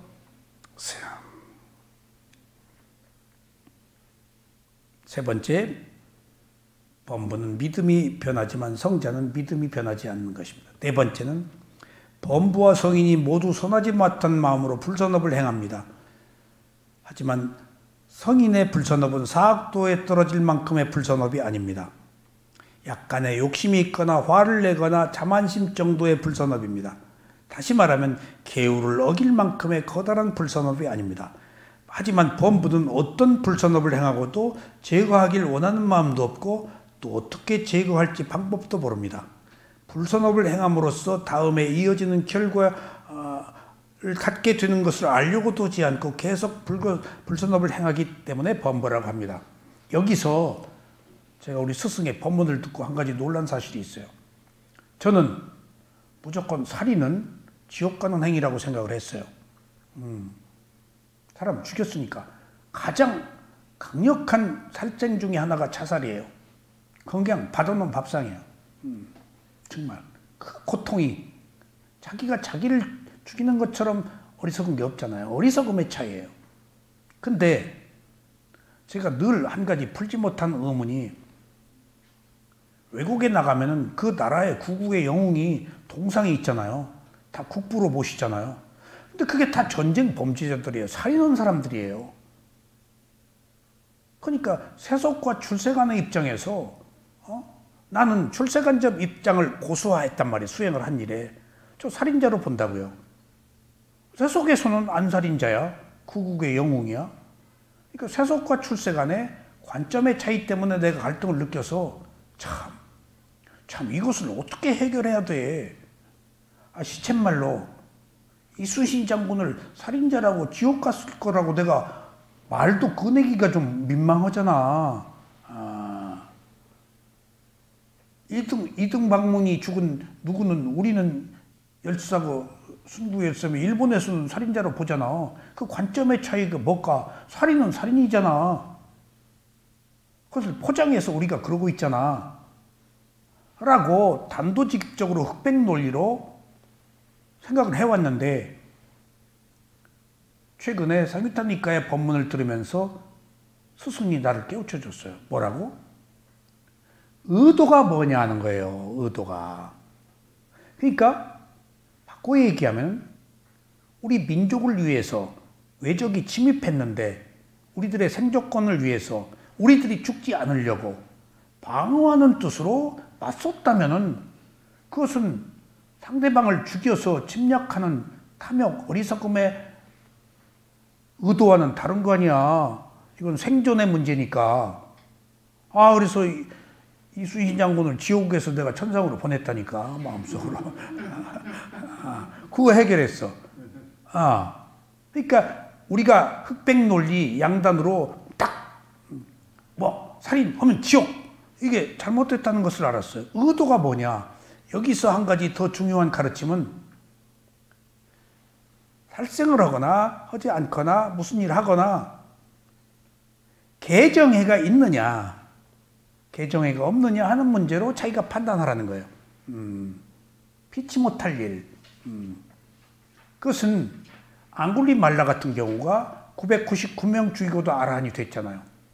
근데 부처님이 어떤 사람의 경우는 아라한이 될 가능성, 그것을 얘기를 안 해버린대요.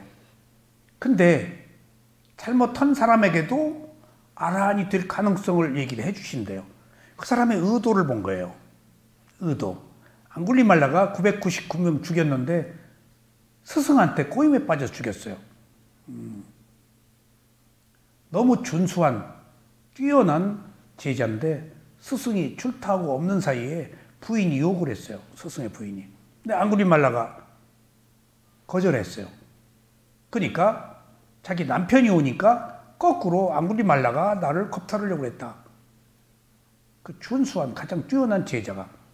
그러니까 앙굴리말라가 그때부터 스승이 너 사람을 1000명 죽이면은 내가 법을 주겠다 해서 죽이기 시작한 거예요. 그러니까 죽인 사람 이빨을 목에 걸었잖아요. 살인자 앙굴리말라가. 매우 준수한 청년이었는데 마지막에 부처님이 딱 보니까 자기 어머니를 죽이려고 하는 거예요. 1000명 채우는데.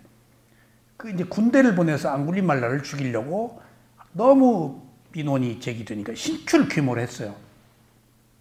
그러니까 어머니가 그 소식을 듣고 아들을 살리려고 막 하는데 딱 보니까 그 어머니 죽이면 지옥에 떨어지고 영원히 알아 못 되는 거예요. 그 앙굴리말라의 선한 의도를 보고 아라한이 될 근기가 있는 것을 보시고 가서 어머니와 앙굴리말라 사이에 부처님이 딱 서서 신통을 부린 거 아니에요. 막 쫓아가라 계속해라 쫓아가도 접근할 수 없도록 아무리 달려가도 부처님이 파월해서 접근 못하도록 거기서 계속 쫓아가도 접근을 못하니까 거기서 깨우치게 한 거예요.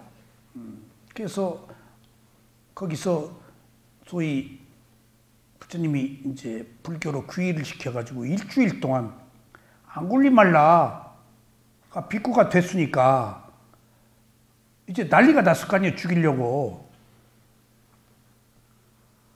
그러니까 일주일 동안 밥을 안 줬어요. 탁발 나가면. 그러니까 모칼라나 존자가 신통으로 밥을 가져오겠습니다. 그러니까 그러지 마라 굶자. 그러니까 딴 데로 옮깁시다. 옮기지 말자. 딴 데로 옮겨서 또 밥 안 주면 또 딴 데로 가야지 않냐? 여기서 일주일을 견디자. 그래서 일주일 동안 부처님이 공양을 못 하셨어요. 비구들이 전부 밥을 안 주는 거야. 앙굴리말라 때문에. 안바빨리 그 창녀 대장 안바빨리 때도 그랬고 그 일주일 뒤부터 그리고 앙굴리말라한테 이제 아라한이 됐잖아요. 돌멩이 던지고 맞아 죽었어요. 앙굴리말라가. 그 과보는 그런데도 아라한이 됐어요. 윤회가 끝났어요. 그리고 앙굴리말라 그 법문이 임신한 여자에게 앙굴리말라 그 법문하면 순산을 하는 것으로 그렇게 해서 그러니까 그런 경우에 그렇게 사람을 죽였는데도 아라한이 될 수 있었던 것은 내가 그 얘기를 들었는데도 그 생각은 어떻게 못했어. 그러니까 의도가 뭐냐. 과거에 잘못한 거 너무 그렇게 죄스러워하지 마요. 그때 모르고 한 거예요. 알았죠? 잊어버려. 내가 그렇게 악한 의도는 아니었어. 알았죠? 오늘 이제 다리 뻗고 자네.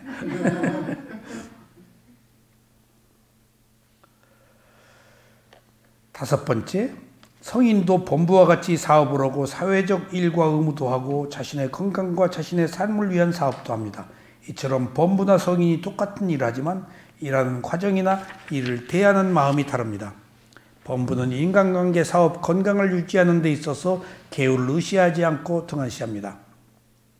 성인은 인간관계, 사업, 건강에 관한 어떤 일을 하든지 항상 계율과 함께합니다. 인간관계나 사업에 있어서 절대 계율을 어기면서 하지 않습니다. 예를 들면 어미소가 새끼인 송아지와 함께 풀을 뜯어먹고 있는데 어미소는 자기가 먹인 풀을 뜯으면서도 송아지가 다른 곳에 가지 않도록 신경을 쓰고 지켜보고 있는 것과 같습니다.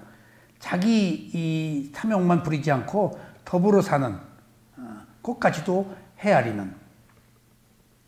여섯 번째, 범부와 성인 모두 법문을 듣습니다. 그러나 법문을 똑같이 듣지만 듣는 자세나 듣고 이해하는 것이 다릅니다. 범부는 법문을 듣자마자 마음은 집으로, 사업으로, 아들, 딸, 남편에게로 갑니다. 집중이 안 되기 때문이에요. 그렇게 집중이 중요해요. 법문을 들을 때는 법문을 듣는 것에 마음을 두어야 하는데 범부는 대상에 마음을 두지 못합니다. 그러나 성인은 법문을 들을 때 법문을 듣는 것에 마음을 기울이고 이 법이 나에게 매우 감사하다고 생각하면서 집중을 합니다. 집중이 있느냐 없느냐, 들뜸이, 이건 뭐가 결정하죠? 가치관의 문제예요. 내가 이것이 확실하다. 내가 이 길로 가야 되겠다. 타협의 여지가 없다. 내가 이 길로 가기 위해서는 뭔가 희생도 필요하다. 희생하지 않고 얻으려고 그러는 것은 무슨 심보? 내 말로 못하겠어. 도둑놈이라는 것은. 부처님이 발리어에서 욕을, 유일하게 한마디 욕을 했대요. 그게 뭐요? 바보란 말. 유일한 욕이 부처님 입에서 바보. 바보예요. 바보는 욕도 아니야. 자각이지. 그리고 오늘 일곱 번째, 범부와 수다원의 이른 성자는 법문을 듣고 집으로 돌아갑니다. 그러나 법문은 금방 잊어버릴 뿐만 아니라 법문의 가치에 대해서 모르거나 부처님과 법문에 대해서 고마워하지 않고 존경심이 없습니다. 근데 성자는 존경심을 가지고 끊임없이 스승을 되새기고 스승을 생각하고 합니다. 저도요, 여러분들 어떤 문제가 발생했을 때 정말입니다. 저는 부처님 생각하지 않아요. 어느 때는 해요. 왜냐하면 들은 얘기가 있으니까. 스승들이 이것은 부처님이 좋아하는 것이다 라고 하면은 은연중에 부처님 압박을 좀 주어요. 이것은 부처님께서 좋아하는 것이다. 근데 저는 어떤 문제가 발생했을 때 이때 우리 스승은 어떻게 했을까? 꼭 그 생각을 해요. 그럼 딱 답이 나와요. 이때 우리 세오민 사야도, 우자뜰라 사야도, 삐따 사야도, 우스난도 사야도, 우대자니아 사야도, 우고설라 사야도, 12연기한 이때 스승은 어떻게 했을까? 특히 제가 12연기를 배운 스승은 저한테 삼배를 하더라고요. 딱 앉혀놓고. 깜짝 놀랐어요. 스승이. 오히려 존경심을 표하는 거예요. 그리고 나보고 그래. 그리고 10일 10데이 코스 끝났는데 마지막에 여러분, 내가 10일 동안 여러분한테 한 법문이 충분하지 못했고 또 여러분들한테 바르게 인도하지 못한 거에 대해서 용서해 달라고. 스승이 그러는 거예요. 그러더니 여러분 용서해 주시겠어요? 그런데 내가 아니요, 그럴 수 있어요. 이구동성으로 예, 용서하겠습니다. 그리고 나서 얘기가 더 재밌어요. 여러분이 나를 용서했듯이 내가 10일 동안 여러분에 대해서 느꼈던 불편한 점, 여러분의 잘못에 대해서도 용서하겠습니다. 뜨끔하더라고. 이런 상호 기브 앤 테이크, 상호적 조건, 그런 것들이에요. 그러니까 7번째는 스승한테 감사해야 돼요. 정말. 그래서 제가 미얀마에서 스승 있는 쪽에 삼배를 올리고 스승을 하는 것은 그 스승의 존귀함을 알았기 때문에 제가 쇠오미네를 마음보는 수행처를 처음 갔잖아요. 한국 사람으로. 3번 거절당하고 4년 동안에 3번 거절당하고 5년 됐을 때 갔어요. 그리고 거기서 3년 수행했잖아요. 마음본 수행 처음 배웠단 말이에요. 그리고 여기 와서 마음본 수행 지도하잖아요. 그리고 내가 한국에 잠깐 왔다 갈 때나 쇠오민 사야도 들어가시면 나는 당연히 쇠오민 사야도 사리를 받을 권리가 있다. 응? 한국에서는 적자니까 내가 당당하게 사리를 받을 권리가 있다. 쇠오민 사야도 사리는 내가 꼭 모셔야 되겠다. 그리고 나서 미얀마에서 열반하셨다는 얘기를 듣고 바로 가지도 않았어요. 뭐하러 가요? 부처님이 스승이 나한테 그런 법을 준 게 아니에요. 나 알아차리라고 하신 것이지 나 죽으면 너 꼭 알아? 라고 하지 않았어요. 그러니까 스승의 가르침이 저한테 굉장히 그런 그 지엽적 문제, 형식적 문제를 뛰어나게 했어요. 그리고 문득 스승 열반하시기 전에 내가 꼭 사리는 취해야 되겠구나 했는데 1점 사리에 대한 욕심, 1점의 그런 욕심이 없더라고요. 사리가 무슨 필요가 있어? 스승이 나한테 가르침을 주었는데. 그게 7번째 스승에 대한 존경심에, 법에 대한 존경심. 그래서 부처님은 불수념이라고, 이때 부처님의 가르침은 어떤가 생각하라는 거예요. 그걸 불수념이라고 그래요. 여러분들도 무슨 문제 있을 때 묘는 어떻게 생각할까 그러지 말고 아직 그러면 또 갈등 느끼니까. 이때 부처님은 어떻게 하셨을까? 스승의 힘을 그렇게 받으시라고요. 하셨죠? 근데 이때 부처님은 어떻게 하셨을까가 붓다를 보는 거예요. 붓다는 나를 보지 말고 나의 가르침을 보면 나를 보는 것이더라고 했어요. 그러니까 우리가 부처님을 경배할 때 부처님한테 하는 거 아니에요. 부처님 가르침한테 하는 거예요. 부처님한테 과일 놓고 떡 놓고 못 놓고 밥 놓고 빌잖아요. 누구한테 비는 것인 줄 아세요? 가르침한테 비는 거예요. 가르침이 어떻게 나한테 뭘 해줘요? 우리는 인격체한테 하잖아요. 근데 부처님은 나 보지 말고 나를 보려면 내 가르침을 보라고 그랬지. 법을. 실제 부처님이 가진 것은 법이에요. 그럼 부처님이 해결해 주는 것은 뭘까? 법이 해결해 줘요. 근데 법이 형용사라고요. 법이 우리들의 환난병고 내 취직시켜주고 돈 벌게 해주고 어떻게 법이 나를 돈 벌게 해줘요? 있는지 없는지도 모르는 그 어떤 진리가 나를 해결해 줘요? 인격체는 해결해 줄 수 있지. 초능력이 있다면. 누가 누구를 도와줄 수 있지. 조상이 도와준다거나 무슨 음덕으로 형제가 도와준다거나 뭐 할 수도 있겠지. 어떤 법이 그것이 어떻게 나를 도와줘? 이게 불교예요, 여러분들. 불교는 부처님은 상징적인 존재이지 부처님의 가르침이 우리 마음속에 깊게 젖어가지고 가르침으로 부처님이 승화되어야 해요. 현현해야 돼요. 부처님은 어디 계시지 않아요. 원인이 없어서 어디 계시지 않는다란 말도 잘못되어 있어요. 원인이 없어서 결과가 없다. 그러니까 나는 어디 계신 줄 알았어요. 천상에 예수님이랑. 그 얘기를 했다니까 내가 인터뷰 시간에. 그랬더니 외국 수행자, 부처님, 한국 수행자들이 배꼽을 빼는 거예요. 내가 너무 신심이 나고 수행이 좋아서 제가 또 그런 모자란 점이 있어요. 인터뷰 때 제 스승한테 제가 소원이 하나 있습니다. 뭐냐 했어요. 제가 죽으면 부처님 사시는 세계 옆에 가가지고 시중을 좀 들고 있거나 시중을 못 들으면 먼 발치에서라도 매일 좀 얼굴이라도 뵙고 싶습니다. 그랬더니 뒤집어지고 외국인들도 뒤집어지는 거예요. 특히 태국 스님이 이렇게 뒹굴더라고요. 나는 처음에 왜 그렇게 웃는지 몰랐어요. 어디 계신 줄 알았어요. 불교에 대해 제가 몰랐기 때문에 다른 종교를 믿었고 있대. 나는 어디서 두 분이 바둑 들고 계신 줄 알았어. 시선 도끼자루 썩는지 모르게. 그러니까 나중에 보니까 태어날 원인이 없어서 태어난 결과가 없었을 뿐이야. 그러니까 태어났다 안 태어났다도 잘못된 거야. 무아이기 때문에. 조건이 없어서 태어나는 결과가 없었다로 말하는 것이 정답이에요. 그러니까 어디에 계시지가 않아요. 계시다 안 계시다 하는 문제를 떠나 있어요. 누가 우리한테 뭘 주냐고요.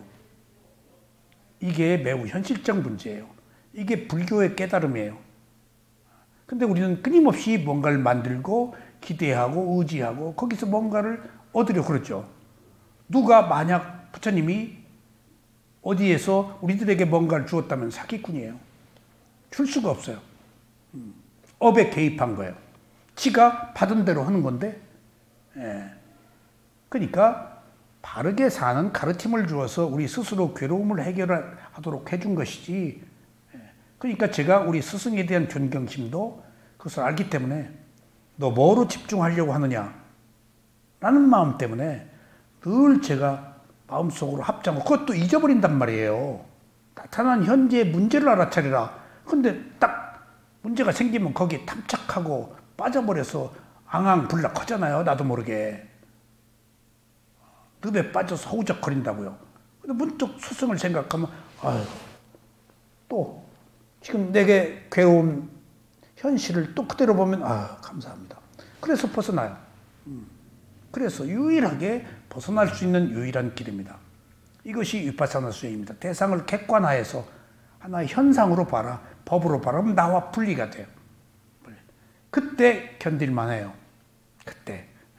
분리가 되지 않으면은 죽여야 돼요. 연수를. 분리가 되면은 관용이 생겨요. 그리고 연민의 정이 생겨요. 너도 몰라서 그랬구나. 모르는 너를 어떻게 하냐. 모르는 것은 나도 마찬가지야. 라고 이해하고 할 때 화해가 생겨서 내 마음이 편하다고요. 중요한 것은. 내가 괴롭지 않다고요. 그것이. 질타하고 매도하고 평가하고 페널티를 주고 하는 것들은 작용에 대한 반작용으로 끊없이 원인과 결과로 지속돼. 근데 내 손에서 끊어야지. 모든 어떤 관계든지 확실한 것은 내 손에서 끊는 것밖에 없어. 또다시 얽힌단 말이에요. 교묘히. 왜 얽혀? 내가 계속 미워하면 그 파장이 계속되어서 다음 생에 새끼로 만난다니까? 새끼로 만나요. 그래서 내가 잘못한 거 또 갚아야 돼. 새끼한테는 갚아야 하잖아요. 왜? 멀리 못 따라오게 투사해서 계속 파장을 보내니까 가족 관계로 태어난다고요. 가장 그런 관계로. 그래서 가족 안에 심각한 문제들이 발생하는 원인이 계속 미워하는 파장을 끌어당겨서 뜨겁게 가족으로 결속되는 거예요. 그래서 때로는 부부로 만났다가 원수가 되기도 하고 헤어지기도 하고 전생 서로 치고받고 빚 갚는 거 이 생에 또 하는 거예요. 지금 누구 잘났다 잘못했다 할 것 없어요. 되풀이 된다고요. 당초 시작부터 누가 잘못이냐는 따질 필요가 없어. 똑같이 어리석음이 있기 때문에 이제 그런 모든 원한을 있는 그대로 알아차려서 내가 끊자고요. 내가 모든 번뇌를, 그래서 모든 연기가 회전한 모든 관계를 끊고 스스로 나의 평화를 얻자고요. 누가? 내가 나의 노력으로. 자, 오늘 여기까지 말씀드리겠습니다. 감사합니다.